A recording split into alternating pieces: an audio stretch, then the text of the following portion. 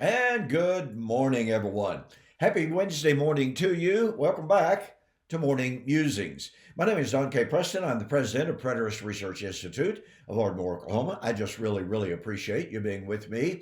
And today we're going to look at this terminology that Paul uses in 1 Corinthians chapter 13 when he spoke of the end of the charismata, the end of the miraculous gifts, arriving at the time of the face to face. What does that mean? Well, my charismatic Pentecostal friends, they tell me that what that means is one of two things: the coming of the Lord at the end of time, in which we all stand literally, bodily, face to face. Or, secondly, it's when we die and go to heaven. That is the position of some charismatic preterists. They have changed their view, and they no longer believe that the miracles were to end at the day of the Lord, which is certainly the traditional view. That is, the traditional view in the charismatic movement has invariably been miracles would end at the day of the Lord. Well, the preterist movement, the preterist truth, teaches the day of the Lord was in AD 70. And so many people who've been charismatic and who do not wish and are not willing to surrender that view have changed their doctrine. They've changed their arguments. And they do say, and I'm not impugning anyone's sincerity, they say now, yes, the day of the Lord came in AD 70. But miracles weren't supposed to end at the day of the Lord. After all, like we've always taught, miracles will end when an individual dies and goes to heaven, as I shared with you yesterday. Well, Paul in 1 Corinthians 13 is not talking about individualistic cessation of miracles. He wasn't saying that miracles were dependent upon the life of an individual. He was talking about the collective possession of the miraculous gifts, the gifts being given to the church, the body, and dispersed in the church, and that the miraculous gifts themselves would cease at the arrival of that which is perfect. So the question is, what is this terminology that Paul uses, this face to face? Well, once again, we are told it's when the Lord comes, or it's when we die and go to heaven. I want to suggest to you that is a misunderstanding of the terminology, because that terminology of being face to face with the Lord, the terminology, the concept, the motif of living in the presence of the Lord, living in before the face of the Lord, is a covenantal concept. Now, I thought I had something waving around there in front of my eye. The term face to face could be used in a very personal, individualistic way. In Numbers chapter 12, verse 8, the Lord said that as a result of the rebellion against him and the rebellion against Moses, he would speak to certain people within Israel in dark sayings and in visions, but he would speak with Moses, his servant, face to face. Well, now, does that mean, think about this, does that mean that God personally, bodily, spoke with Moses? No, because we find from Exodus chapter 32, Moses could not look upon the face of God and live. But what God was saying was he was going to deal with Moses directly, intimately, and not through visions and dreams, etc., etc. But this concept, and years and years ago, I began to examine this language of dwelling in the presence of God. Now, we all have either the hope or the assurance of dwelling in the direct presence of God in heaven. There's no question about that. To die and to go to heaven is not to die and go into a new covenantal condition or state. It's to go there as a result of being in a covenantal state, being pleasing to God and dwelling before his face. So I began examining this terminology and this language by going through the Old Testament and just looking up all of the places, and believe you me, there's a ton of them, all of the places where the term face is used. And the concept of dwelling before the face of the Lord is used. And there's some passages that so many people are familiar with. Numbers chapter 6 and verse 24 is one of them. And it expresses this concept very, very well. The Lord bless you and keep you. Now watch. And cause his face to shine upon you. Well, what does that mean? It doesn't mean, and here are people living on earth in their biological bodies. It doesn't mean, and it doesn't say that God was going to bodily, personally, physically cause his face to shine on you. It means to bring the covenant blessings on you. Now, the word that is used for face is, in the Septuagint, the Greek translation of the Hebrew Old Testament, is the Greek word prosopon. It is used not only in the Old Testament, but it's used in the New Testament as well. 2 Thessalonians chapter 1. These shall be punished with everlasting destruction from the presence of the Lord. Prosopon. We'll get to that text later on.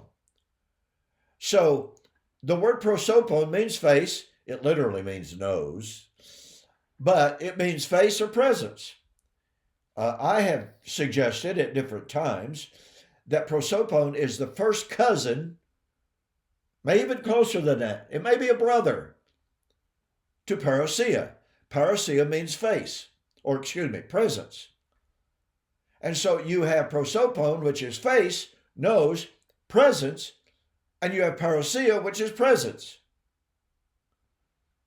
And they're used together. So anyway, an examination of how prosopon, face, is used in the Tanakh is extremely helpful to give us background understanding when we approach 1 Corinthians chapter 13, keeping in mind that Paul says his doctrine, his gospel, his eschatology was from the Old Testament. Now, Paul was totally immersed in the language of the Old Testament. It should not surprise us, and it should be absolutely considered in any discussion of that which is perfect and the face-to-face state to determine, okay, how is this terminology used in the Old Testament?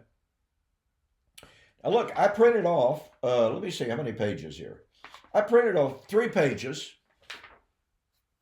And look, these are these are but the tiny, tiny fraction of occurrences in the Old Testament where prosopon is used in the Septuagint. I've simply selected a bunch of them. I just went through, I copied and pasted them to share with you. I don't have all these memorized.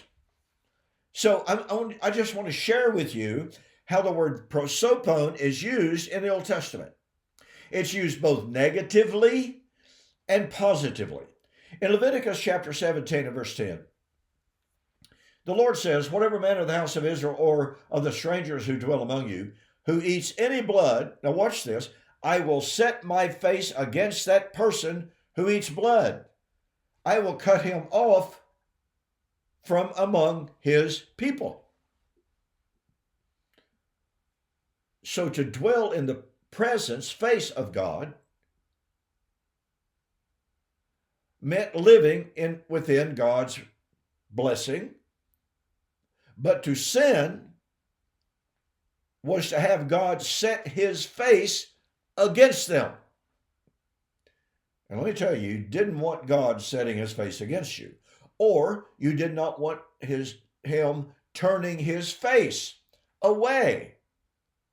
For instance, Leviticus chapter 20 and verse 3, the Lord addressed Israel and said, any man or of his household, pardon me, who would give any of his descendants to Molech.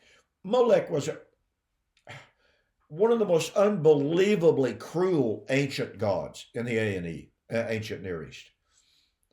I mean, you sacrificed your babies to Molech. Molech was, and related was Astarte, was an idol statue with its arms outstretched like this and had a gaping mouth. I'm sorry, this is graphic and it's horrific. And they had a fire stoked in that statue. And the arms, the arms of the statue, tilted upwards. And as an act of worship, you took your baby and you laid it on the arms of that statue, and it would roll into the fire within the statue. And God said, any man or any of his descendants who give your descendants to Molech, I will set my face against them. Now he says that again in verse 6. Well, then in Leviticus chapter 26 and verse 17, the Lord said, and Leviticus chapter 26, you see, is a parallel text to the law of blessings and cursings. In the law of blessings and cursings, the Lord says, if you violate my law, if you violate Torah, I will set my face against you. And what would God do when he set his face against them? He gives about 7 cursings. He would bring sickness on the people. Their crops would fail. Their cattle would die. Finally, they would be carried off into captivity. All of this falls under the umbrella of Yahweh setting his face against someone. Deuteronomy chapter 31. This is part of the law of blessings and cursing. The Lord speaks of those who would violate Torah, and he says, my anger shall be aroused against them in that day. I will forsake them. I will hide my face from them, and they shall be devoured. Many evils and troubles shall befall them, so that they will say in that day, have not these evils come upon us because our God is not among us? I mean, this verse is completely chock full of imagery and thought. What did it mean for God to set his face or to turn his face from them? Well, he says, they will be devoured. That means their enemies would carry them off. Evil and trouble will befall them. The Lord turning his face against someone would bring destruction, would bring famine, pestilence, captivity. He said, I will hide my face from them. He said the same thing in the law of blessings and cursings when he considered Israel's last days. In the Song of Moses, that is. In Deuteronomy chapter 32 and verse 20, after saying, Jeshurun has grown fat, they've grown lazy, they've grown evil, they have provoked me to jealousy with that which is not a God. And he says, I will turn or I will hide my face from them.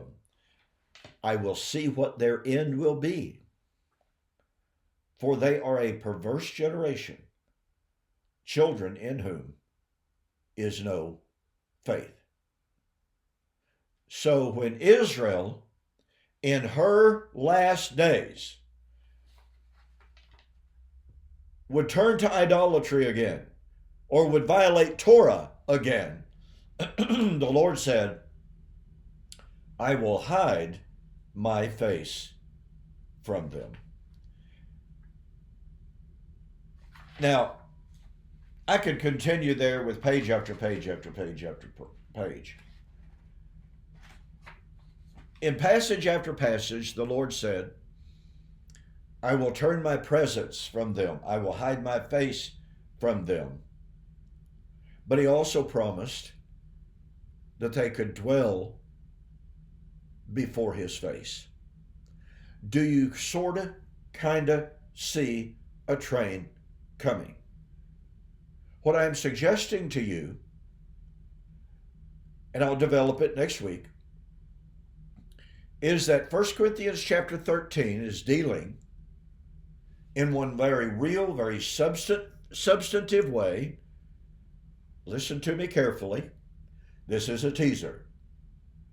God's promise that the miraculous gifts would be outpoured and they would endure until the face-to-face is itself a promise of the restoration of Israel in her last days, when the disobedient body would be destroyed, but the righteous remnant would be brought into the presence of the Lord under the new covenant, which would then go to the nations to invite all men to come into the presence of the Lord.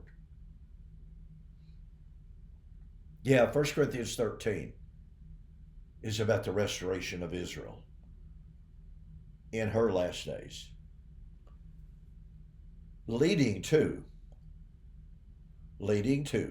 you and me dwelling in the presence of the Lord, face to face. Hey, thanks so much for joining me for this morning's Morning Musings. Don't forget to join Mike Sullivan and me tonight on Preterist Apologetics.